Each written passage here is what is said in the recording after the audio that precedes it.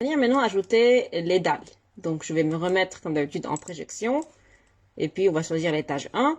Et là, je vais aller cliquer sur ce bouton-là qui concerne les dalles. Donc, on va choisir le S20. Et puis là, je vais choisir le modèle coque. D'accord? Et je vais garder ici l'option du contour. Et puis, je vais venir dessiner donc la dalle. Donc, je vais m'arrêter ici parce que là, il y a l'escalier. Donc, je vais juste faire le contour comme ça. Et puis après, je vais continuer donc cette manière-là. Voilà. Et voilà. Et puis, je continue ici. Et finalement, le dernier point. Voilà. Et voilà en fait la dalle qui a été créée. Mais non, il me reste encore ce vide-là. On ne va pas faire un dimensionnement de l'escalier. Ce qui m'intéresse principalement, ce sont les dalles, les poteaux, les voiles. Donc, je vais venir juste mettre un rectangle ici et puis associer le S18 à l'espace réservé aux escaliers. Donc, je vais prendre ici 3 points. 3 points suffisent. D'ailleurs, c'est indiqué ici. Vous voyez P1, P2, P3. Donc, il y a 3 points qui sont suffisants pour pouvoir dessiner notre rectangle, dalle sous forme de rectangle. Et voilà en fait notre plancher en forme de dalle. On va venir le copier comme d'habitude. Donc bouton droit sélectionné. Je sélectionne le premier et le deuxième élément. Et puis après, je vais aller au niveau de l'étage 1, bouton droit. Et puis là, copier le contenu de l'étage. 16 fois. Et voilà, vous allez voir maintenant les planchers se multiplier ici. Et puis à la fin, on pourra voir une vue pour s'assurer que tout va bien. Donc voilà, vous voyez d'ailleurs les planchers ici, et puis on peut venir aller donc enlever, donc cliquer sur ce bouton qui est là, qui concerne les croquis déprofilés, pour voir donc de manière qui est plus claire nos planchers qui ont été dessinés dans notre modèle. Donc voilà, on a dessiné jusqu'à présent les voiles, les poteaux, les poutres et les dalles. Un petit rappel concernant tout ce qu'on a envie de voir sur notre modèle. Si vous venez cliquer sur le bouton droit de la souris et que vous choisissez attributs, vous avez toutes sortes d'options ici, donc à gauche. Et pour chaque option, vous avez ici une liste de choix que vous pouvez faire, apparaître ou non. D'accord? Donc si je regarde les favoris, vous avez le numéro des nœuds qui figure aussi ici. Description des barres, vous cliquez sur le petit plus qui est là, vous allez avoir tout un tas d'autres options qui appartiennent à la description des barres que vous pouvez cocher. Donc je clique sur appliquer, vous allez avoir les numéros des barres qui vont apparaître. Les sections. Voilà, donc là ça va pas apparaître parce qu'il y a trop de sections. Mais voilà en fait les noms, tout simplement. Donc description des panneaux, donc vous pouvez avoir les numéros de panneaux. Voilà. Et puis évidemment, si vous venez cliquer sur ce bouton-là, vous allez avoir toute la rubrique qui va être sélectionnée. Donc vous pouvez faire ce que vous voulez. Vous pouvez aussi sélectionner pour faire apparaître l'épaisseur des panneaux. Donc voilà, les épaisseurs qui apparaissent. Voilà. Et puis sinon, il y a aussi les appuis. Donc les appuis, il y a les symboles et puis les symboles détaillés. Donc vous pouvez choisir aussi quoi montrer. Donc les croquis, ça veut dire les épaisseurs des sections, si vous voulez. Voilà. Là, je les ai enlevés. Les repères locaux. On avait vu ça un petit peu pour les repères locaux des panneaux. Donc si je viens cliquer sur ça et appliquer, vous allez avoir les repères locaux des panneaux et des barres. Les relâchements, c'est lorsqu'on vient en fait relâcher le passage d'un moment d'une poutre à un poteau ou bien d'une poutre à un mur, voilà. Et puis les symboles des charges, donc, on va faire en fait, on va introduire le chargement, on peut venir jouer avec ça. Ligne de construction, donc si je clique comme ça, les lignes vont disparaître, ce sont des grilles qu'on est venu nous définir. Description des lignes de construction. Donc si j'enlève, voilà en fait c'est pareil.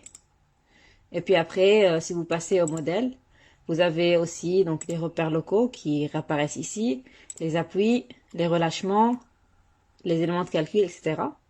Pour les nœuds, vous avez les numéros des nœuds, donc on trouve ici aussi. Donc voilà, c'est la même chose. Numéro des nœuds de calcul, masquer les nœuds, etc. Donc vous avez plusieurs options. Pour les barres, pareil. je veux cliquer sur le numéro des barres, je peux appliquer et puis je vais avoir tous les numéros des barres. Les sections, les types de barres, les familles, les symboles, les croquis. Donc, vous voyez que qu'on retrouve au niveau des favoris, là aussi un peu partout dans les autres menus.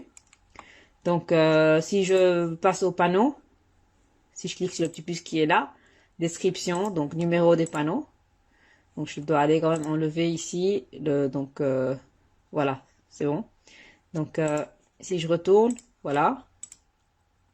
Si je regarde encore les autres options qu'on a, on peut préciser les épaisseurs ici qu'on vient de voir, les composants des contours. Donc, il y a vraiment plusieurs options que je vous laisse aller voir. Désignation par couleur, ça c'est super intéressant. Donc, je peux venir désigner le tout par rapport au profilé. Donc, vous allez avoir ici une légende sur les profilés. Je peux désigner les matériaux par couleur. Vous allez avoir aussi les matériaux par couleur. Donc, s'il y a des groupes, là, on n'a pas fait des groupes. Donc, les types de barres. Et puis, les épaisseurs. Et les étages, si je les enlève. Voilà, je vais avoir uniquement les types de barres. Si je viens faire avec les noyaux seulement. Voilà les noyaux qui changent. Et vous avez en fait les murs qui apparaissent ici, qu'on est venu nous-mêmes nommer. Si je viens donc cliquer sur les épaisseurs par couleur. Donc on avait déjà vu ça. On avait défini le S18, S20 et W30. Et puis donc voilà, si je retourne au profilé, on va avoir ça. Donc vous avez uniquement deux profilés. Donc vous avez intérêt toujours dans cette partie-là de cocher juste une seule option. C'est mieux, comme ça vous allez mieux visualiser en termes de légende ce qui se passe et qu'est-ce qui est en train, le modèle est en train de vous montrer les choses selon des couleurs bien spécifiques, selon ce que vous montrez, ce que vous avez choisi et ce qui est montré ici. Ensuite, vous avez aussi pour les charges, donc là on n'a pas encore mis les charges, mais on peut les faire paraître ou non. On verra ça après. Pour la vue, on peut faire paraître ou non la grille. Puis il y a trop de choses qu'on pourra aussi donc faire paraître et disparaître. Et pour la structure, donc je peux faire paraître ligne de construction. Vous voyez que là, ça, donc on a déjà vu cette option-là ailleurs, mais elle réapparaît ici. Et puis voilà, il y a d'autres choses aussi qu'on verra ultérieurement. Donc voilà, là je vais cliquer sur OK. Si je reviens donc rapidement, une dernière chose, vous pouvez à la limite venir enregistrer vos choix, donc des attributs, ou bien aussi vous pouvez enregistrer les paramètres par défaut. On peut faire ça aussi, d'accord? Donc voilà. Et puis sinon, vous avez aussi en termes de passage d'une vue en 3D, ou bien dans le plan YZ, dans le plan XY, dans le plan XZ. Donc vous pouvez jouer avec tout ça en YZ 3D, XY 3D, XZ 3D.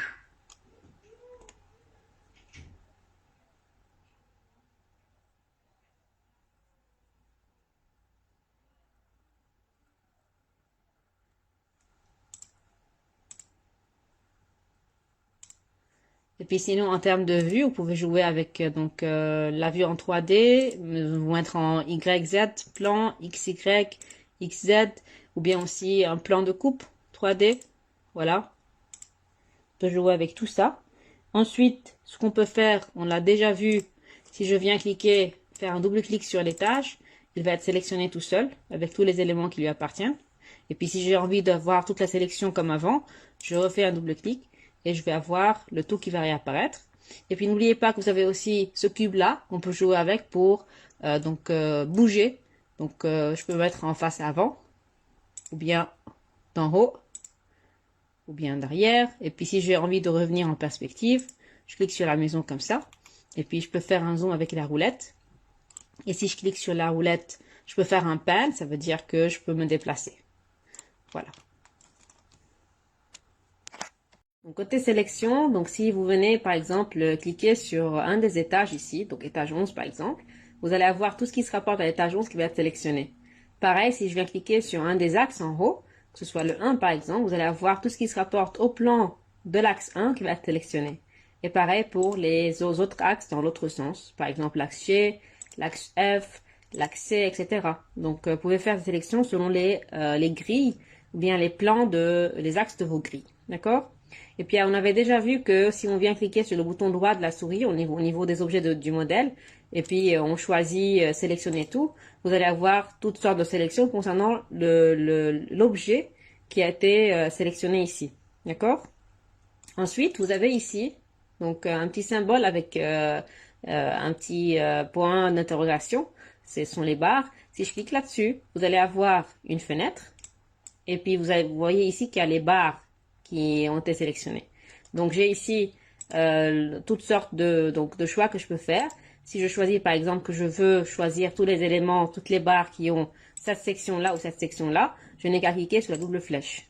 Si j'ai envie d'ajouter encore cette section-là, les éléments avec cette section-là, je clique là-dessus et puis je clique sur la flèche avec le plus. Et donc là, il y a tout qui va s'ajouter donc en numéros qui sont là. D'accord? Et puis si j'ai envie d'enlever, je peux venir recliquer sur ça. Je clique sur moins, la flèche avec le moins, et vous allez voir que la sélection va disparaître concernant toutes les barres qui ont cette section. D'accord? Et là, vous avez plusieurs autres choix. Vous avez aussi le nœud, les familles, panneaux, éléments finis, objets. Et d'ailleurs, si vous venez cliquer sur ce bouton qui est là, vous allez trouver la même fenêtre, sauf que là, vous avez le nœud. Donc, c'était nœud pour ce bouton-là, et puis barre pour ce bouton qui est là. Mais en fait, c'est la même fenêtre. Sauf que Robot a fait le travail pour nous, il est venu choisir lui-même, soit nœud, soit barre. D'accord? Et puis, vous choisissez pareil, ce que vous avez de voir ici, et puis vous choisissez en cliquant sur donc le choix ici avec les doubles flèches. Ok? Principalement, on peut venir aussi indiquer que voilà, j'ai besoin donc des nœuds 1, space 2, 3. Et puis, je vais avoir le tout qui va sélectionner si je fais ça. D'accord? Vous allez voir ici. Donc, 3 sur le 475. Pareil pour les barres. Si je viens donc mettre ici que j'ai besoin de la barre 2 et que je clique, donc il y aura en fait l'élément donc qui va être sélectionné qui correspond à ça. D'accord? Donc, il faudra bien gérer aussi, surtout le choix que vous faites ici. Ensuite, vous avez aussi ce petit symbole qui est là, qui concerne en fait les sélections spéciales. Si vous cliquez là-dessus, vous avez plusieurs choix. Vous pouvez faire une sélection selon un parallélogramme, selon un cercle, selon un contour, et puis selon d'autres choses aussi.